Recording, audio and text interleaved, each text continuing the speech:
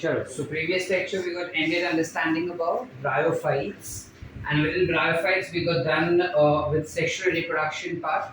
We were left with asexual reproductive part of it.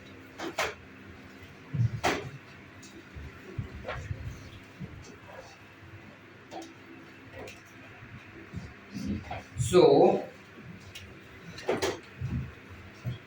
when we talk about asexual reproduction for mosses में जो asexual reproduction AC क्यों बन रखी है?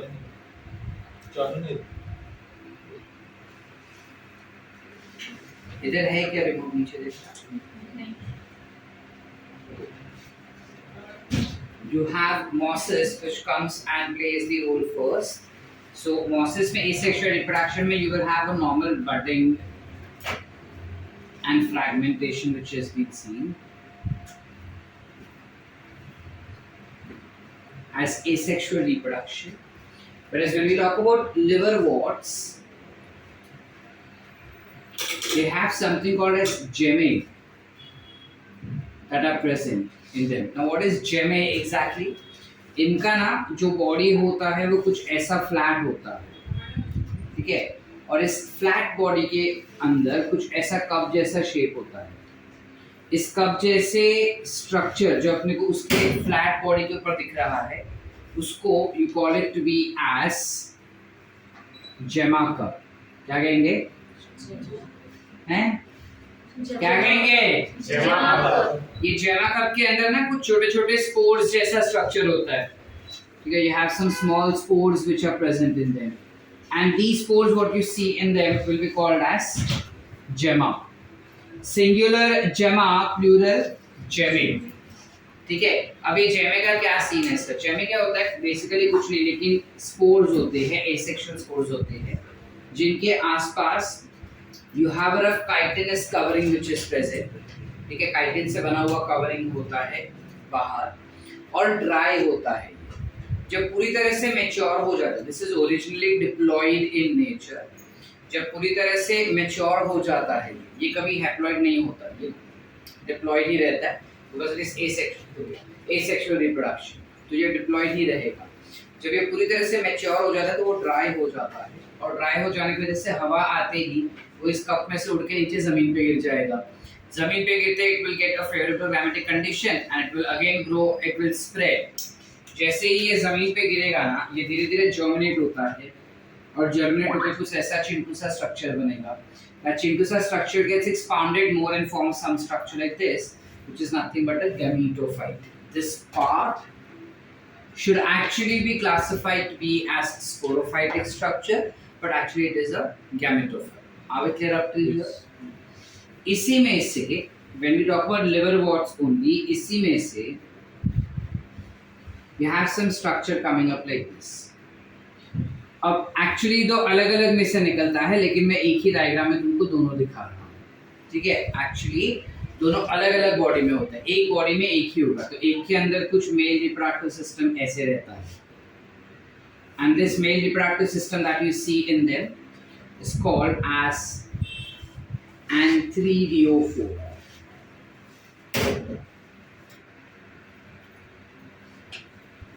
You call it to be as anthridiophore. ठीक है. Anthridiophore is the sexual organ of liverworts. ठीक है. हम anthridium बोले थे, that was for mosses mostly. इसके लिए होता है anthridiophore. वैसे ही सेम एक फीमेल के लिए भी होगा इनके अंदर. So female would appear somewhat like this, ठीक है. And female would be classified to be as archegoniophobe.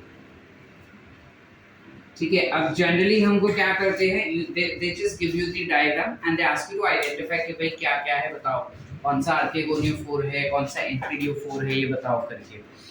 तो इसमें हम हमेशा कंफ्यूज हो जाते हैं, ठीक है. मोस्ट ऑफ स्टूडेंट्स कंफ्यूज हो जाते हैं पहचानने में कि कौन क्या है. सिंपल टेक्निक है.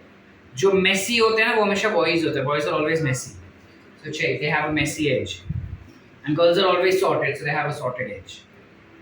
ठीक है. तो जो एकदम ऐसा नीट एंड क्लीन दिखता है वो फीमेल, जो गंध दिखता है वो पेल, ठीक है। So that is one of the way. That is one of the way how I tend to memorize it as, ठीक है, जो मुझे जैसे याद रहता है वैसा। तुमको डायरेक्टली देख के याद रहता है तो तुम देख के याद भी रख सकते हो, इट्स अप टू यू, ठीक है। So basically asexual reproduction liverworts का जब होगा तब जेमे का इस्तेमाल किया जाता है, जो सिर्फ और सिर्फ लिवर वॉट्स में होता है। मॉसिस के एग्जांपल्स में हम कल एक एग्जांपल पढ़ चुके थे व्हिच वाज फ्यूनेरिया, है ना। इसके अलावा you also have something like sphagnum which is another example of mosses. जब liver warts का बात करते हैं, liver warts will have examples like Marchantia, ठीक है। people also pronounce it as Mercantia, Marchantia, whatever. Marchantia is the proper pronunciation that you can approach for, ठीक है। तुमको जैसे याद आता है वैसे याद रखो। and the other one is Rixia, इसे भी Rixia, Rixia, whatever, there are different names. Rixia is the correct pronunciation. You can pronounce as you want. बस खाली spelling नहीं भूलना इसकी, ठीक है। क्लियर है यहाँ तक? Reproduction is sorted. We go for the importance of bryophytes. So जब हम bryophytes के importance का बात करते हैं, दो टाइप के importance होंगे। एक होगा economic importance. इकोनॉमिक इंपॉर्टेंस का जब बात करते हैं तो इसमें एक आ जाता है sphagnum, which is responsible for production of peat. peat क्या होता है? peat क्ले जैसा स्ट्रक्चर बन जाता है बेसिकली, जो अगर और ज्यादा तुम ट्राई करोगे तो वो कोयले जैसा बन जाता है, तो उसको जलाने में हम यूज करते हैं फ्यूल के जैसा। और अगर उसको हम नहीं ड्राई कर रहे हैं तो as a wet structure only you can use it to be, so either it is used as coal, either it is used as fuel, or this peat can be utilized for concealing delicate products, waterproof concealing। waterproof concealing यानी कि ये पीट जो होता है it turns out to be water repellent, यानी पानी को जल्दी से अंदर नहीं जाने देगा।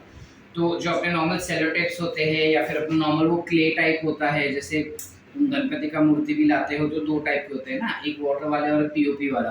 पीओपी वाला आसानी से पिघलता नहीं है because it does not allow water to penetrate inside easily. So likewise over here also you have some concealing structure which is present that does not allow water to pass down easily inside. तो अगर हम कोई biological specimen import कर रहे हैं बाहर से यहाँ पे, लाइक फॉर एग्जांपल हमारे म्यूजियम में, कॉलेज में, स्कूल्स में there had those glass jar जिसके अंदर वो रेप्टाइल्स को पैक किया जाता था स्पेसिमेंस दिखाने के लिए, तो उनको अगर हमें सील करना रहेगा ना तो इस पीट का इस्तेमाल कर सकते हैं, ठीक है। पीट क्या होता है? स्पैग्नम के सेल्स से बनाया हुआ एक chemical which is called as peat. अब क्लियर अप टू हियर? वैसे ही अगर इसका हम इकोलॉजिकल इंपॉर्टेंस देखने जाएंगे, so ecological importance में it will be important for xerophytic या xeroceri, or what we call it as xerarch succession। हम लाइकेंस के बारे में पढ़े थे ये चीज कि जब ड्राई कंडीशन रहता है तो लाइकेंस कुछ केमिकल रिलीज करता है और वो केमिकल्स ब्रेक डाउन किया जाता है with the help of something called as some chemicals। basically lichens releases some chemicals like you have oxalic acid या फिर you have carbonic acid which has been released by lichens that tends to break down and bring about soil formation। जैसे ही soil बन जाता है सबसे पहला जो आता है वो होता है मॉसिस उस पर्टिकुलर रीजन में, ठीक है। तो कहा जाता है कि जैसे lichens is the pioneer species वैसे ही mosses is also a pioneer species. Pioneer species म्हणजे सर्वात पहिले जीव स्पीशीज येऊन ड्राय डेझर्ट कंडिशनमध्ये जगणारे त्याला आपण म्हणतात पायनियर स्पीशीज। तर त्या पायनियर स्पीशीजमध्ये आयडियली लायकन्स पहिले येतं, पण तुमचा सांगतोय की लायकन्स ॲज वेल एज मॉसेस दोन्ही पहिले येतात, तर आपण तसंच वाचूया की ते दोन्ही पहिले येतात, कळतंय।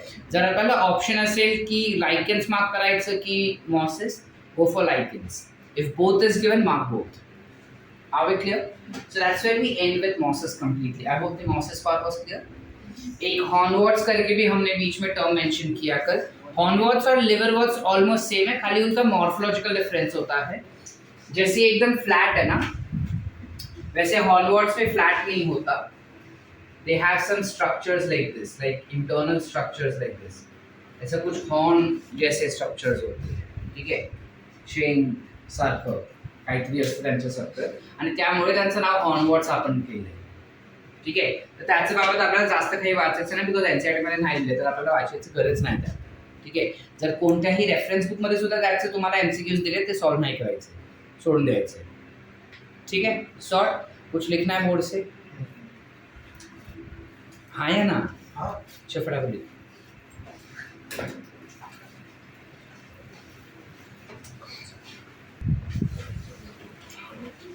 Now next, talking about pteridophytes.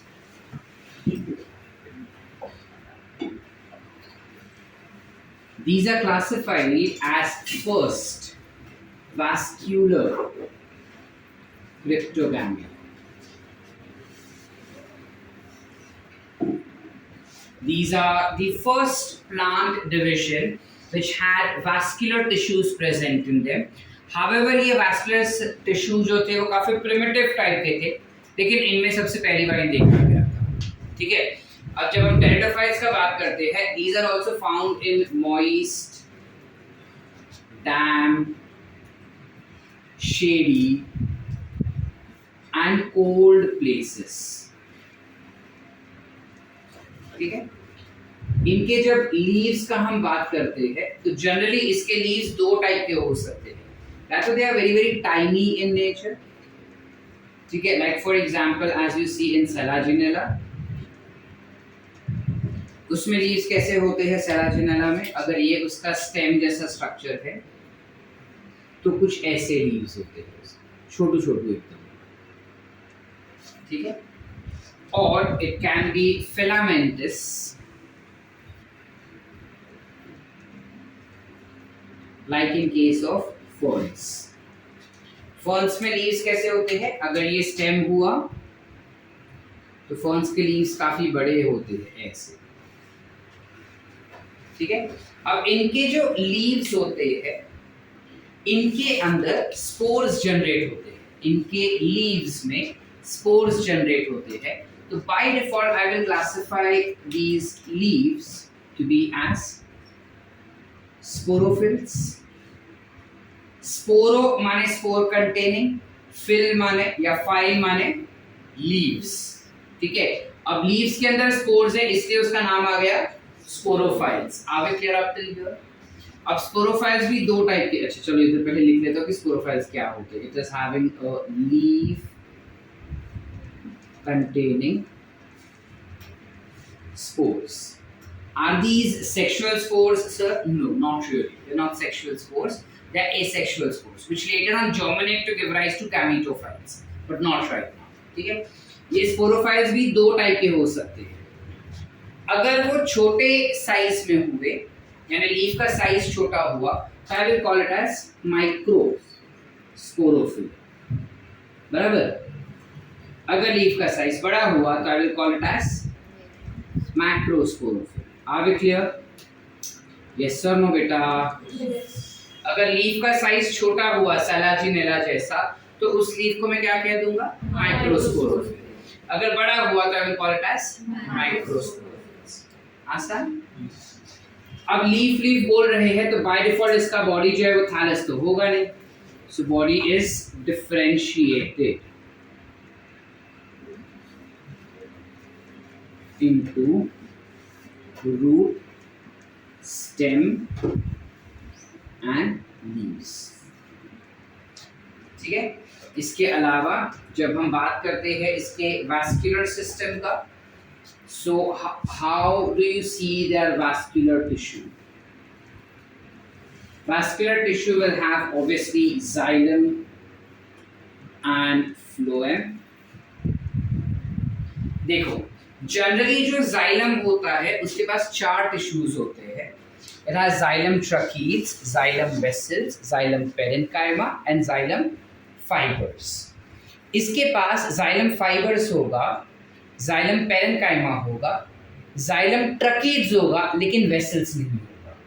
They lack xylem vessels which is the advanced form of xylem. So हम यहाँ पे क्या लिखते हैं, that they contain trachees only. लिखने में हम लिखते हैं कि इनके पास सिर्फ ट्रकीज ही होता है, बट उनके पास पेरेन्काइमा भी होता है और फाइबर्स भी होता है. ठीक है.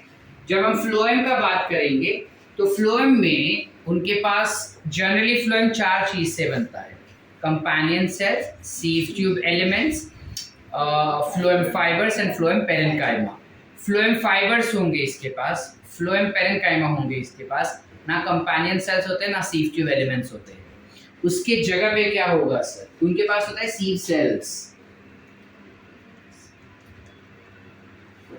और सीव सेल्स जो होंगे ऑब्वियसली जैसा सीव ट्यूब एलिमेंट्स डेड होते हैं, सीव सेल्स भी डेड ही होंगे, क्योंकि उनके पास न्यूक्लियस नहीं होता. लेकिन डेड होने के बावजूद हम उसको लिविंग घोषित करते हैं, बिकॉज देखो जनरली क्या हम करते हैं, एनाटॉमी में हम क्या पढ़े हैं कि जो तुम्हारे सीव ट्यूब एलिमेंट्स होते हैं those lack nucleus but then still they are functional, because of which we consider them to be living.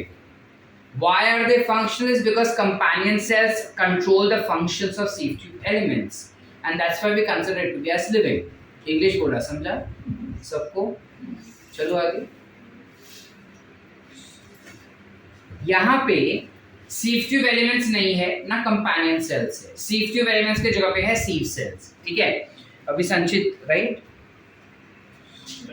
संकेत संकेत बोलते हैं कि सर सीव ट्यूब एलिमेंट्स और सीव सेल्स में डिफरेंस क्या है. उसको बोल बेबी बाद में, अभी लेक्चर में. हाँ बतरस में काम करती है. सो सीव ट्यूब एलिमेंट्स और सीव सेल्स में क्या फर्क होता है. देखो सीव ट्यूब एलिमेंट्स ना, उसमें कुछ ऐसा ट्यूब्यूलर स्ट्रक्चर होता है. उस ट्यूब्यूलर स्ट्रक्चर में अंदर ऐसे प्लेट्स होते हैं जिसे हम कहते हैं सीव प्लेट्स. उन प्लेट्स में सेल्स होते हैं. तो वो सेल्स अगर यहाँ पे यू हैव सीव प्लेट्स, लाइक ये सीव प्लेट्स में ऐसे सेल्स होंगे. तो मैं खाली सेल्स को जूम करके दिखा रहा हूँ. ये सेल्स में ना कुछ ऐसे छेद होते हैं छोटे छोटे, इसलिए इसे सीव सेल्स कहते हैं. तो इनमें सिर्फ ये ऐसे सीव सेल्स ही होते हैं और कुछ नहीं. समझा क्या बोला मैं? जूम करके दिखाता. चलो ये हो गया सीव ट्यूब, जिसमें होता है सीव प्लेट. सीव प्लेट के अंदर होगा सीव सेल्स कुछ ऐसे, और इन सीव सेल्स में छेद होंगे कुछ ऐसे. ये सब मिला के बन गया सीव ट्यूब एलिमेंट्स. अब इतना कॉम्प्लेक्स स्ट्रक्चर ना टेरिडोफाइट्स में होता नहीं. टेरिडोफाइट्स के पास सिर्फ ये सीव सेल्स ही होते हैं. लेकिन इनको काम करवाने के लिए बाजू में you had a companion cell. इसके पास तो कंपेनियन सेल भी नहीं है. उसकी जगह पे एक स्पेशलाइज्ड सेल्स होते हैं इनके पास, जिसे हम कहते हैं albuminous cell.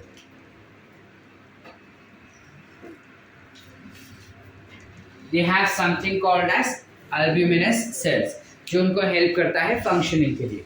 So again, sieve cells जो होते हैं, they lack nuclei, but then still they are living because albuminous cell controls the function of sieve cells. Are we clear up till here, everyone? जाओ पुढे. जब इसके roots का बात आता है, they generally have fibrous roots, या फिर I would say कि जब forget, they can have tap roots or they can have fibrous roots. How do you specify this? देखो सिनेरियो क्या होता है, जनरली जब ये जर्मिनेट होता है या जब ये बॉर्न होता है ना, तब इनके रूट्स फाइब्रस जैसे बाहर निकलते हैं.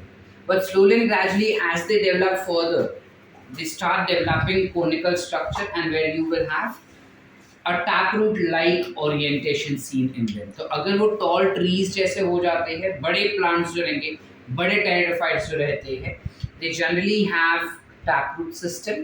Otherwise छोटू वाले pteridophytes will always have fibrous. That's how you can memorize it as.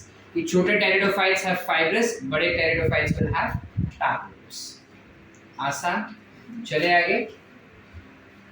इनका जब हम रिप्रोडक्टिव साइकिल का बात करते हैं, इसका और ब्रायोफाइट्स का रिप्रोडक्टिव साइकिल्स ऑलमोस्ट सेम होता है। ठीक है, अब रिप्रोडक्टिव साइकिल्स में पहले हम ये देख लेते हैं कि इसके रिप्रोडक्टिव ऑर्गन्स क्या होते हैं। So when you talk about it's reproductive organs, दो टाइप का हो सकता है, या तो ऐसे लीव्स होंगे और लीफ के नीचे ना ऐसे फोड़ी वाला स्ट्रक्चर हो जाता है, लीफ के नीचे यू हैव सम फोड़ी लाइक स्ट्रक्चर लाइक दिस, या फिर यही लीफ इवॉल्व जब हो रहा था ना, एवोल्यूशन हो रहा था, तब शुरुआत में ऐसा था, लेकिन जो हायर या फिर एडवांस टेरिडोफाइट्स है ना, उनमें क्या देखा गया था कि यही लीफ जो है वो आगे आ गया कि क्लब हो गए, और क्लब होके वो एक कोनिकल स्ट्रक्चर बनाए थे कुछ ऐसा, like they had a central axis like this and there was a conical structure like this. ऐसा कोनिकल स्ट्रक्चर था। इस कोनिकल स्ट्रक्चर को हम कोन कह सकते हैं या फिर स्ट्रोबिलाई भी कह सकते हैं। ठीक है, कोन भी कह सकते हैं, स्ट्रोबिलाई भी कह सकते हैं। इस स्ट्रोबिलाई में either there will be male spores और फीमेल स्पोर्स, यानी मेगा स्पोर्स या फिर माइक्रोस्पोर्स हो सकते हैं, इट डिपेंड्स। ठीक है, जबकि these will be asexual spores होंगे। नहीं समझे? यस और no? Can I go ahead? हम फिलहाल इसे कंसीडर कर रहे हैं। ये जो इधर स्ट्रक्चर अपने को दिख रहा है ना, दिस स्ट्रक्चर प्लूरल में you call it as sori, singular में you call it as sorus. इस सोराई को अगर हम जूम करके देखें तो कुछ ऐसा बॉल जैसा स्ट्रक्चर होता है जिसमें काफी सारे बाइफर्केशंस होते हैं, like there are a lot of sac like structure present inside it like this. Each sorai will have a lot of sac like structure present in them, and within that sac like structure you will have some spores like this. समझ पा रहे? तो ये हो गया तुम्हारा sori, जिसके अंदर you have something called as sporangium, and within that you have something called as spores. ये spores जो होते हैं वो of course diploid होते हैं.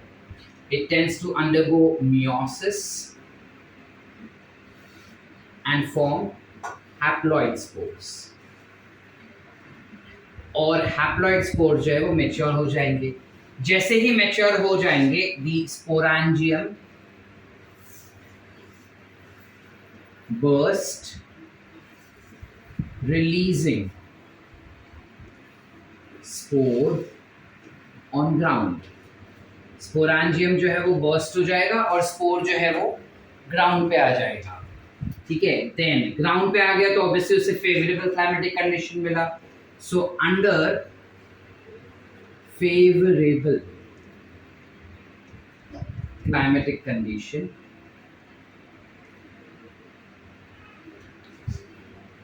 they germinate to form leafy photosynthetic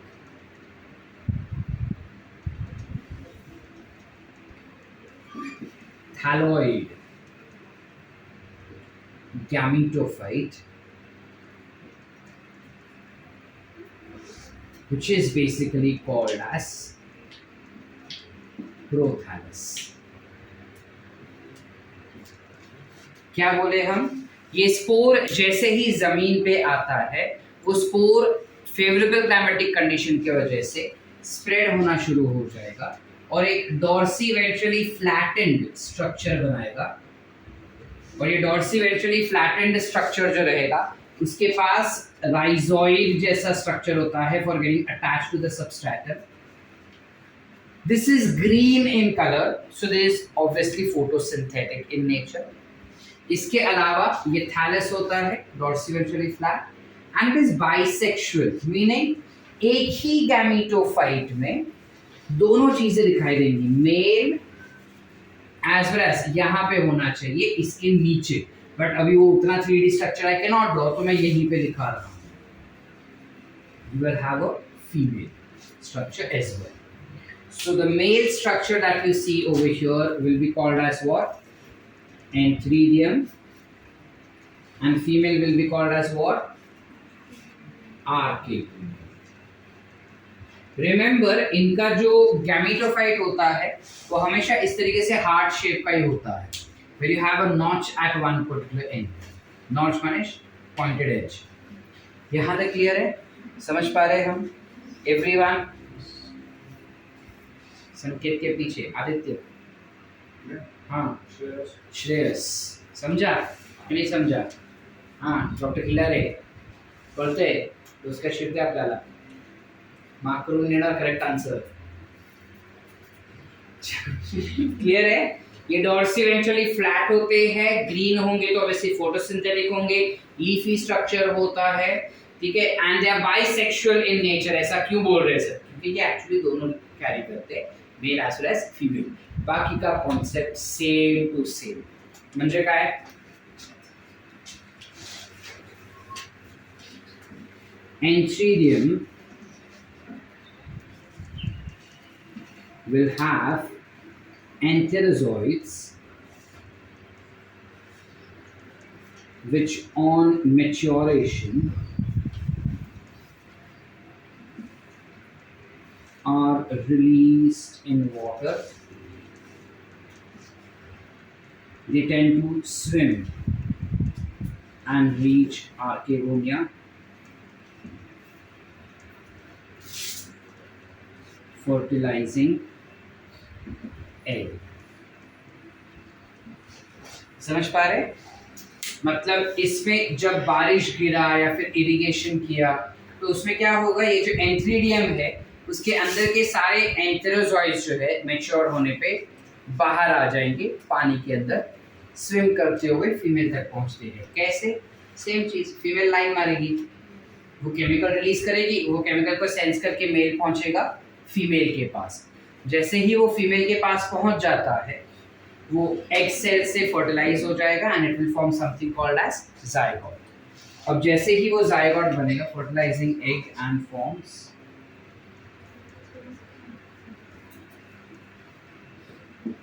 and it will form zygote. ये जो जाइगोट बना है, जाइगोट डेवलप्स into embryo. अब ये जो बना है ना स्ट्रक्चर, वो कुछ ऐसा प्रिमिटिव वाला बनता है, ऐसा ऐसे. तो एम्ब्रियो जो है, everything this formation is occurring within archegonium only. Now what happens, one end of it goes down for absorption of water and दूसरा end comes up to form a primitive sporophytic phase. ठीक है? So one end of embryo go down for water absorption and other end comes up to form sporophytes. ठीक है? और sporophytes बन गया तो it will develop some structure like this. ये हो गया तुम्हारा स्पोरोफाइट्स. ठीक है? जिसमें स्पोर्स है और फिल्स है, मतलब लीफी स्ट्रक्चर वगैरह बनाना वो शुरू कर देगा. रूट स्टेम सेल आगे क्या?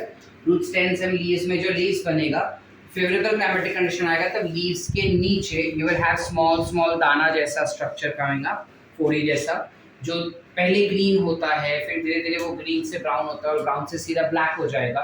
जैसे ही ब्लैक हो जाता है इसका मतलब ये कि वो सोराई जो है वो कम्प्लीटली मैच्योर हो चुका है. सोराई के अंदर के spores are mature and that sori will lies releasing all spores down in the ground. जैसे ही ग्राउंड पे वो स्पोर्स आ जाएंगे, वो स्पोर्स जो है वो जर्मिनेट हो जाएगा. जर्मिनेट होके वो प्रोथैलस बनाएगा. What is prothallus? We just mention that prothallus is nothing but a gametophyte. इस प्रोथैलस को ग्रो होने के लिए मॉइस्ट, डैम्प और कोल्ड क्लाइमेटिक कंडीशन चाहिए. ऐसे क्लाइमेटिक कंडीशंस काफ़ी कम ज्योग्राफिकल कंडीशंस या ज्योग्राफिकल रीजन्स में दिखाई देते हैं. यानी काफ़ी कम, दुनिया में ऐसे काफ़ी कम जगह है जो ठंड भी है, पानी भी है, उधर डैम्प होना चाहिए. So it is cold, damp and moist. वाली जगह काफी कम है दुनिया में। इस वजह से टेरिडोफाइट्स जो होते हैं वो दुनिया में हर जगह पे ग्रो नहीं हो पाते हैं, लिमिटेड जगह पर ही ग्रो हो पाते हैं। ठीक है, so it's gametophyte which is restricting its growth in larger regions, larger geographical areas। ठीक है, जो गैमेटोफाइट है उसके पास male as well as female reproductive organs है, यानी सेक्स ऑर्गन्स है, जिनमें ऑब्वियसली एंथ्रीडियम और एग सेल रहेगा, एंथ्रीजॉइड्स और एग सेल्स रहेगा। एंथेरोजॉइड्स मैच्योर होते ही पानी में चले जाते हैं, स्विम होकर फीमेल तक पहुंच के एग सेल को फर्टिलाइज करेंगे। जाइगोट जो है वो एम्ब्रियो में डेवलप होगा, एम्ब्रियो का एक एंड नीचे जाएगा पानी एब्सॉर्ब करने में, दूसरा एंड ऊपर आएगा, जो प्रिमिटिव स्पोरोफाइट्स बनेगा और मैच्योर होने पे वो सोराई बनाना शुरू करता है। ये सोराई के अंदर स्पोर्स होते हैं जो डिप्लॉइड होते हैं, मियोसिस करके वो मैच्योर हो जाएंगे और मैच्योर होते ही फेवरेबल कंडीशंस मिलते ही वो लाइस होकर जमीन पे गिर जाएंगे।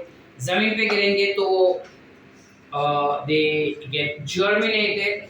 As soon as they get germinated, they will form dorsiventrally flat, green, leafy, photosynthetic gametophyte, to what you call it as prothallus. Prothallus is bisexual in nature because it will have both male as well as female sex organs in them. Male sex organ is called as antheridium, female sex organ will be called as archegonia. Male sex organ antheridium will have enterozoids present in them, which on maturation are released in water and they will swim and reach up to the female sex organ, that is egg cell, and it will fertilize with the egg cell. Once it fertilizes with the egg cell, the zygote is further developing into embryo. Embryo का एक and नीचे जाएगा for water absorption, दूसरा and ऊपर आएगा for sporophyte formation. ये primitive sporophyte बनता है। धीरे धीरे करके ये स्पोरोफाइट जो पूरा मैच्योर हो जाएगा और उसके लीव्स के नीचे वो सोराई बनाना शुरू करेगा। सोराई जो होता है इनिशियली ग्रीन कलर का होता है, जैसे क्लाइमेटिक कंडीशंस फेवरेबल हो जाएंगे वो ग्रीन से हो जाता है ब्लैक। ब्लैक माने स्पोर्स अंदर के मैच्योर हो गए। जैसे ही स्पोर्स मैच्योर हो जाते हैं ये सोराई फट जाएगा, अंदर का सारा कंटेंट नीचे आते हुए स्पोर्स जो हो जाएंगे वो जर्मिनेट। क्लियर है? साइकिल कंटिन्यू याद रह गया? लाइफ साइकिल क्या है, कुछ लिखना है बोर्ड से, on right right.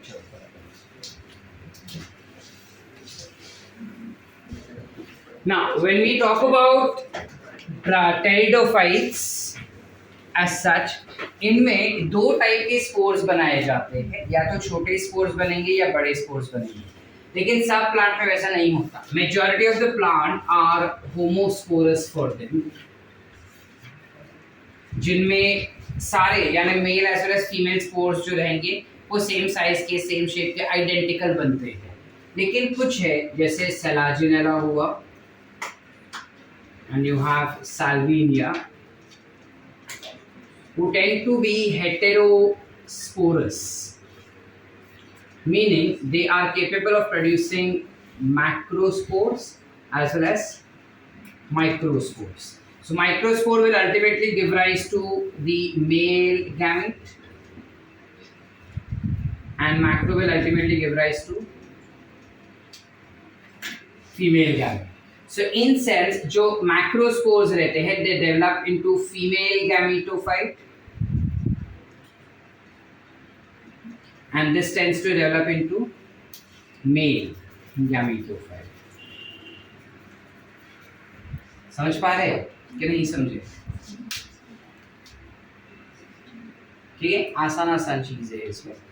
Then furthermore, when we talk about these things, we know that वो gametes बनेगा, फिर वो female के पास जाएगा, and the process remains same again.